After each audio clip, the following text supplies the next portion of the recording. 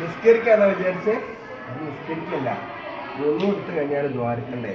ഒന്നും എടുത്ത് കഴിഞ്ഞാൽ ദ്വാരിക്കണം. ഒന്നും എടുത്ത് കഴിഞ്ഞാൽ രണ്ട് പ്രധാനപ്പെട്ട കാര്യങ്ങൾ നമ്മൾ ചെയ്യണം.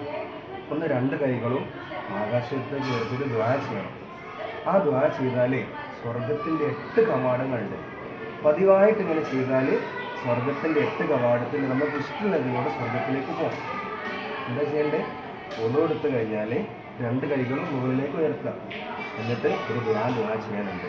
അധികം അത് ചെയ്യൂല, അതുകൊണ്ട് തന്നെ ഈ കൂലി കിട്ടൂല. വളരെ സിമ്പിളായിട്ട് ദ്വാ. അത് പറഞ്ഞു തരട്ടോ, നമ്മൾ കേട്ടോളൂ. വലിയ ക്ലാസ്സിലെത്തി നമ്മൾ പഠിക്കും. അഷ്ഹദു അല്ലാ ഇലാഹ ഇല്ലല്ലാഹു വഹ്ദഹു ലാ ശരീക ലഹു വഅഷ്ഹദു അന്ന മുഹമ്മദൻ അബ്ദുഹു വറസൂലുഹു اللهم اجعلني من التوابين واجعلني من المتطهرين واجعلني من عبادك الصالحين سبحانك اللهم وبحمدك أشهد أن لا إله إلا أنت أستغفرك وأتوب إليك. ഇതാണ് ദുആ. കുറച്ച് സമയമല്ലേ ഉള്ളൂ. ഇത് പതിവായിട്ട് ഒന്നുകൊടുത്തതിന് ശേഷം ദ്വാരുന്നാൽ 8 കവാടത്തിലൂടെ സ്വർഗത്തിലേക്ക് പോകാം. ഇനി ഒരു കാര്യം കൂടി ചെയ്യാനുണ്ട്. എന്താണെന്നറിയോ? സൂറത്തുൽ ഖദർ എന്ന് പറഞ്ഞ ചെറിയൊരു സൂറത്തുണ്ട് ഖുർആനിൽ. ഈ സൂറത്തുൽ ഖദർ 3 തവണ ഓടണം.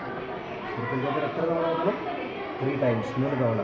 ഒരു തവണ ഓടിയാൽ സിദ്ദീഖീങ്ങളെ കൂടെ അല്ലാഹു തആല സ്വർഗത്തിൽ ഉൾപ്പെടുത്തും. 2 തവണ ഓടിയാൽ ശുഹദാക്കളെ കൂടെ ഉൾപ്പെടുത്തും.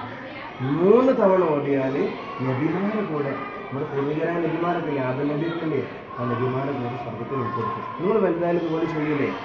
2 കാര്യം. ഒന്നുകൊടുത്ത് കഴിഞ്ഞാൽ കൈകൾ ഉയർത്തിയിട്ട് ദുആ ചെയ്യണം. രണ്ടാമത്തേത് സൂറത്തുൽ ഖദർ 3 വട്ടം ഓടണം. വീട്ടിലെത്രയാണ് ഉമ്മക്കൊക്കെ പറഞ്ഞു കൊടുക്കുമോ? നല്ല കുട്ടികളല്ലേ? മാഷാ അല്ലാഹ്. ഓക്കെ, നല്ല മക്കളാണ് കേട്ടോ. അസ്സലാമു അലൈക്കും.